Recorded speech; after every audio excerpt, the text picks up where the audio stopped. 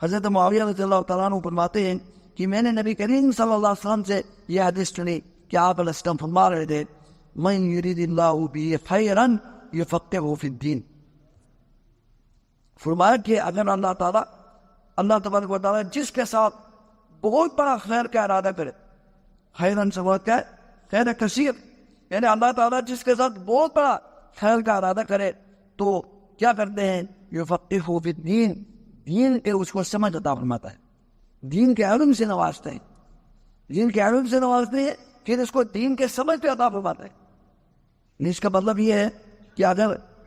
اگر کسی کو اللہ تعالیٰ نے دین کا سمجھ دیا ہو، دین کا طالب علم بنایا ہو، پھر اس کے دین کے ساتھ اس کو شوق پیدا ہوا ہو، دین کو سیکھنا چاہتا ہے اور دین کو سمجھ رہا ہے، اس کے اندر فکر آ رہا ہے، تو پھر کیا ہے؟ اس کا مطلب یہ ہے کہ اللہ تبارک و تعالیٰ اس بندے کے ساتھ بہت بڑا